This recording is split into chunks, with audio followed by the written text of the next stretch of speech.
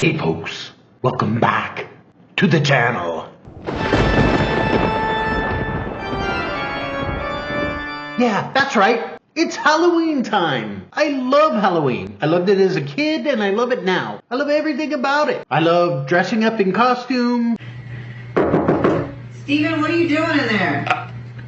Drugs. I love trick-or-treating as a kid, but at 55, I guess you can't do it now. Don't tase me, bro! Don't tase me! At least that's what the cops say. And by the way, if you're dressing up for Halloween, you should try to be at least a little bit scary. If you're dressing up as a Stanley Cup or a Target bag or, God forbid, the Hawk Tuah girl, you should be punched in the throat. I know that.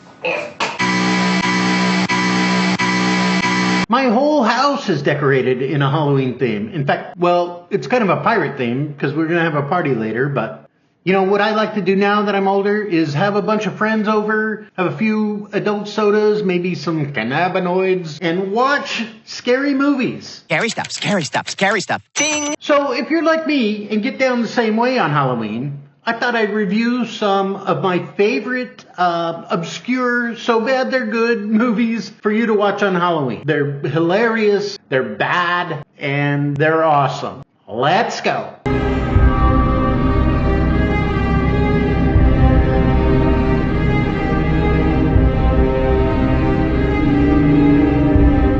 All right, let's start off with a movie for you out there with color phobia.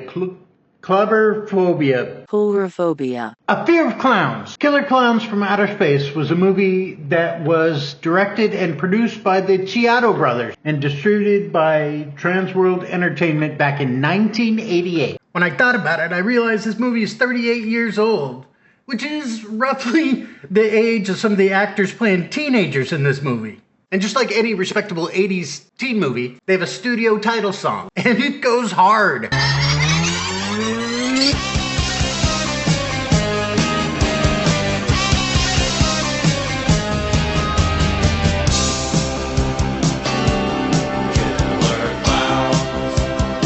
The movie opens up in small town 80s nowhere. Somewhere. Anywhere. Wait, John Vernon? What's he doing in this movie? Gen Xers will recognize him as Dean Wormer from Animal House. Well, I guess nobody's above a paycheck. It's a Friday night, so everybody gathers at the Point for another drunken makeout sesh. Ice cream, we brought our goodies here to you. A tasty treat for while you screw. Hey, who invited these f***ing guys? They ruined the whole thing. Cool off those hot lips with our tasty, frozen, fruity bars. Icy Wicies, fudgy wudgy bars, and everyone's favorite frozen delight, the Lick-a-Stay. Huh? I know what you're thinking. These must be the Killer Clowns. Well, you're wrong. They're just regular clowns. These are the Terenzi brothers. They're convinced that by selling ice cream they can get chicks, but all it does is get them bad body-shaming jokes. I see you looking at me, skeleton. Quit looking at me. I can feel your look. Bruh. Meanwhile, while our main characters Mike and Debbie enjoy some car rafting, they see a mysterious object fly through the sky. Across town, Farmer Gene Green sees it too, and he has a psychotic break. Haley's coming, and he's landing in our backyard. There's going to be thousands of people are coming. They're going to have hot dogs, going to have helicopters. So the old man goes to investigate and finds a big-ass circus big top. Nothing weird about that until your dog gets stolen, and, well... What the hell is even that?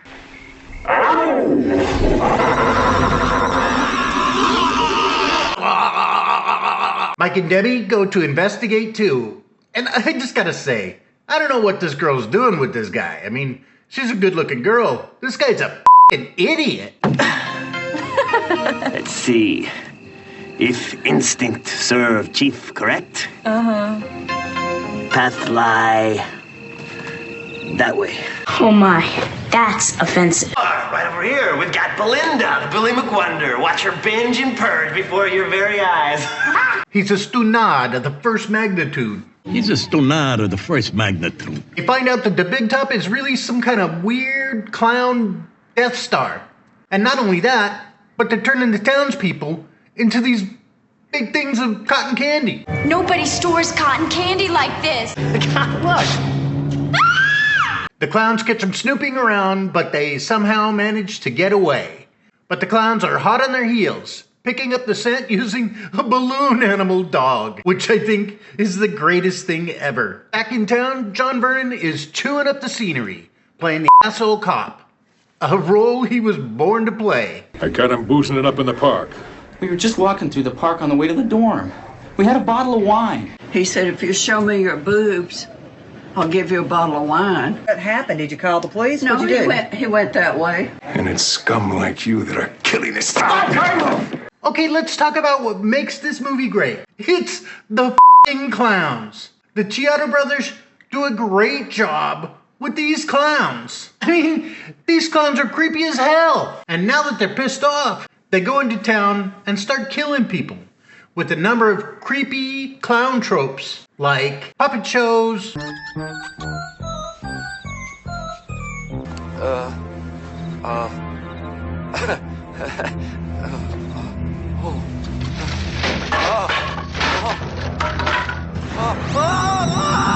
shadow puppets,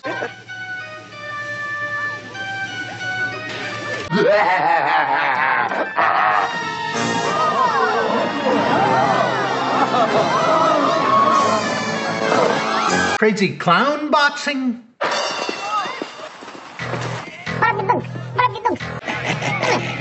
What are you gonna do? Knock my block off? Now, I'm not going to spoil the end, plus I got to get on to the other movies that I want to review, but I'm going to show you my favorite kill scene, which of course is Officer Mooney, John Vernon.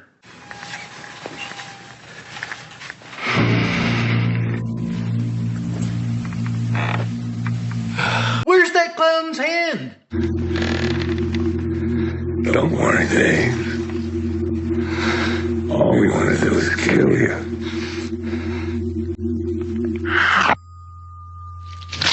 Oh, thank God. Thought it was somewhere else. Killer Clowns is a movie that's definitely in on the joke, and it's a great watch. I recommend it. Have you ever been eating a cookie and thought, oh man, this is delicious.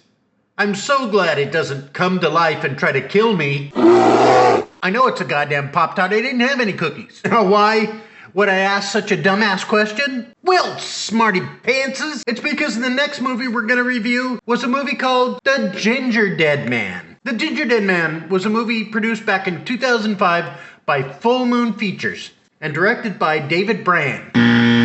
Like I said, Charles Band. And it's a movie literally about a gingerbread cookie that comes to life and kills people.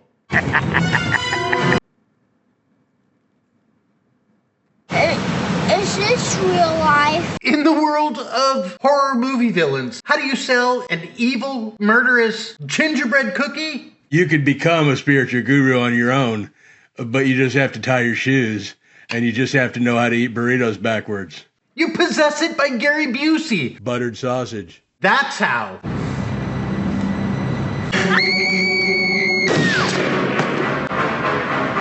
"12 seconds in to the movie before Gary Busey wastes somebody. Establishing shot, murder. 12 seconds.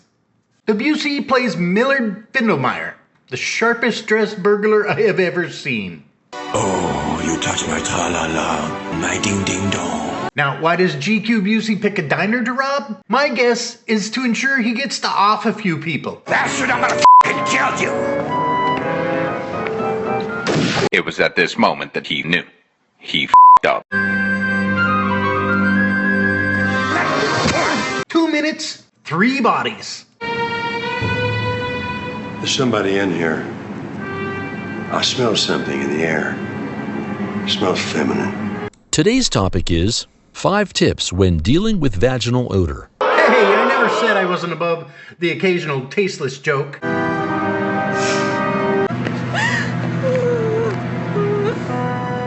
Kitty? Hey, kitty. Hey, kitty. Hey, Kitty. This is our heroine, and her name's not Kitty, it's Sarah Lee. Get it? Like the baked goods line? And that was almost her whole family Gary Busey just deleted. You don't have to be afraid. Bullshit! You're Gary Busey. Everybody in Hollywood is afraid of you. The next time you go out to a place, I want you to look for something safe. I mean, I don't know. This diner was pretty safe until you showed up, Gary. And I'm required to do what my mother always taught me, and that's to finish what I started. And I'm not gonna kill you, but I have to honor my mother. What are you talking about? You're not gonna kill her, but you have to finish what you started. You started murdering. Oh, he's gonna kill her.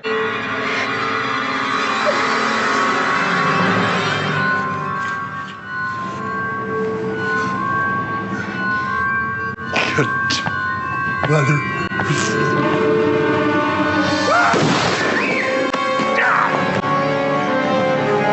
The end.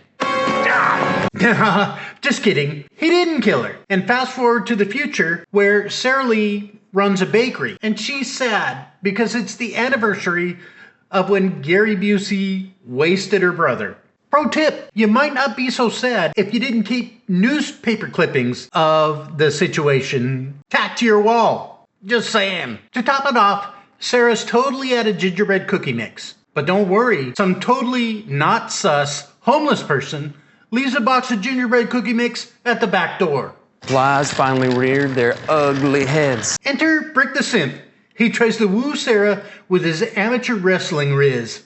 I've got 2 tickets for tonight's Wrestlepalooza. They're even gonna let amateurs compete tonight. A mosh pit of tag team damage and body slammage.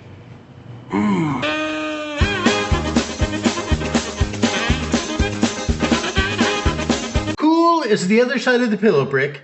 That is until you slice your hand and lean it over the gingerbread cookie mix. Hey, yo, what the fuck? You want me to take you to a doctor? The butcher baker needs no doctor. Undocumented bloodborne pathogens. She can't worry about Brick's laceration now. Her drunk mom is outside shooting at the Mexican restaurant across the street. That ought to teach ya. What are you doing? Oh, well, them bastards think they can just come in here and take over, Sarah. It's a Mexican restaurant. How is that competition for a bakery? Also, why wasn't she at the diner with everybody else? She might have got the drop on old Busey. Mother. Just then, the owner of the restaurant, Jimmy Dean, and his daughter Lorna show up. And they offer Sarah $50,000 to buy out the bakery. $50,000 goes a long way at Walmart, Sarah. Because they... Oh, who cares? She's got to get back to her biohazardous baked goods. Not only that, turns out that homeless person was Gary Busey's mom. And those gingerbread spices were Gary Busey's ashes. It also says here that after they fried him in the chair, they cremated him and sent his ashes to his mother in Coonsboro. How sick is that? That's what they do with ashes. I mean, I'm just saying.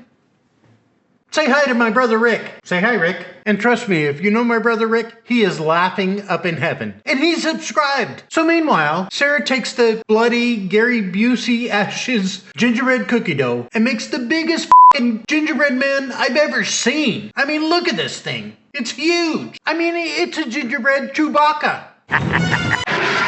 Well, Chewbacca Busey gingerbread cookie man is baking. Sarah gets into a brawl with Lorna Dean.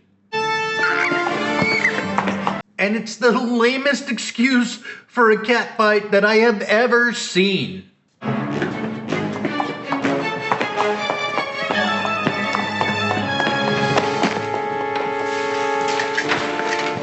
tried to be clear. Trash like you? You know what's good for you.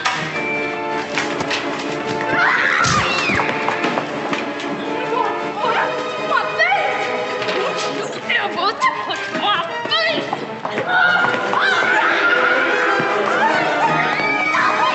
And they slam into the power supply, the final ingredient to bring this freaking gingerbread cookie to life.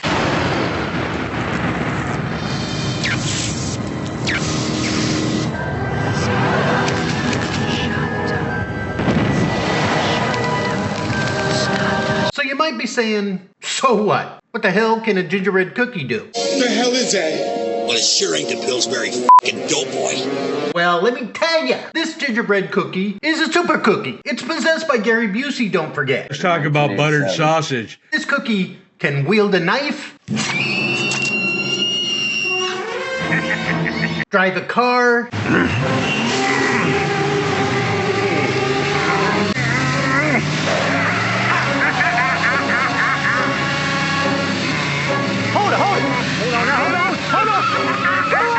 shoot a f***ing gun.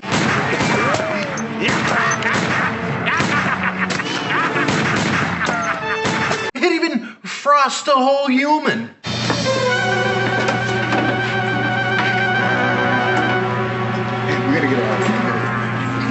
Well, I know that's only 2 movies, but it's November 31st. Bruh. I kind of ran out of time. I was hoping to do at least 3 to 5, but, you know, I want to get this out by Halloween. So, happy Halloween. Peace.